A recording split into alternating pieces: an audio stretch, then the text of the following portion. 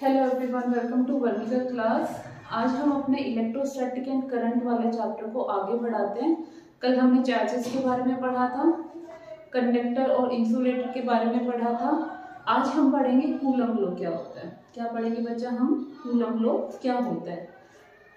जैसे दो मासेस के बीच में क्या लगता है आपका, जैसे दो मासेस के बीच में क्या लगता है, ग्रेविटेशनल फोर्स लगता है, वैसे ही दो चार्जेस के बीच में क्या लगता है आपका, इलेक्ट्रोस्टैटिक फोर्स लगता है। दो चार्जेस के बीच में कैसा फोर्स लगता है, इलेक्ट्रोस्टैटिक फोर्स लगता है।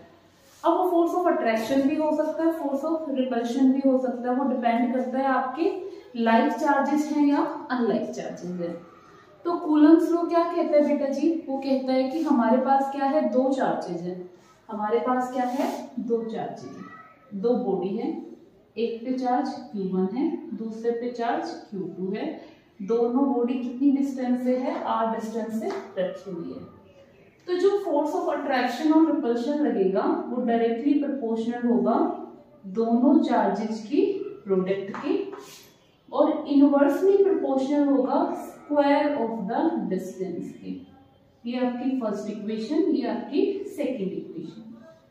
जब आप फर्स्ट और सेकंड को क्या करोगे, कंबाइन करोगे, then what you get, we get force directly proportional Q1 Q2 upon r square. ये हमारा क्या है, इलेक्ट्रोस्टैटिक फोर्स है। क्या है बेटा जी, इलेक्ट्रोस्टैटिक फोर्स है। जब हम इस डायरेक्टली का साइन हटाते हैं तो यहाँ पे क्या लगता है बेटा, एक कांस्टेंट लगता है जिसको क्या बोलते हैं, कूलम कांस्टेंट बोलते हैं। क्या बोलते हैं, कूलम कांस्टेंट बोलते हैं।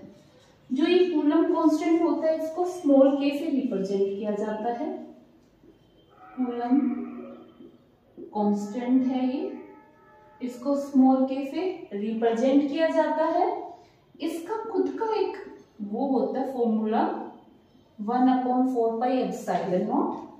इसकी जो वैल्यू होती है वो 9 × 10⁹ न्यूटन मीटर स्क्वायर पर कूलम स्क्वायर होती है। ठीक है, ये फिक्स है, याद रखिए। यहाँ पे जो ये एप्सिलॉन नोट है ये क्या है, परमिटिविटी है। किसकी बेटा, फ्री स्पेस की।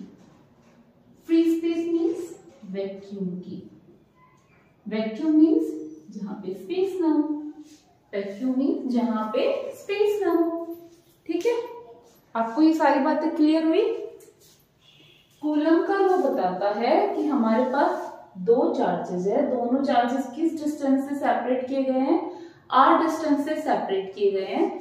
तो कूलम का लॉ कहता है दोनों चार्जेस के बीच में भले फोर्स ऑफ अट्रैक्शन लगे, भले रिपल्शन लगे, लेकिन जो भी इलेक्ट्रोस्टैटिक फोर्स लगेगा ना, दोनों चार्जेस की प्रोडक्ट के तो डायरेक्टली प्रोपोर्शनल होगा, और जिस डिस्टेंस से वो अलग है ना उससे क्या होगा, क्या होगा बेटा, इनवर्सली प्रोपोर्शनल होगा। जब दोनों को कंबाइन करेंगे ना तो हमें क्या मिलेगा, force directly proportional Q1 Q2 upon r square मिलेगा।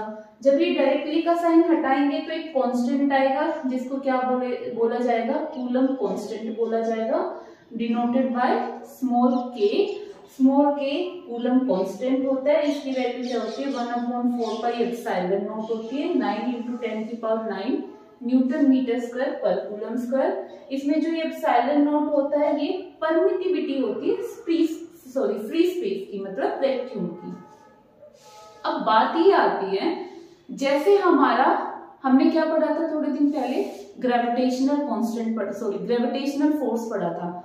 उसमें जो कांस्टेंट होता है वो यूनिवर्सल कांस्टेंट कहलाता है। यूनिवर्सल कांस्टेंट मतलब हर जगह उसकी वैल्यू क्या रहेगी, सेम रहेगी, उसकी वैल्यू सेम रहेगी।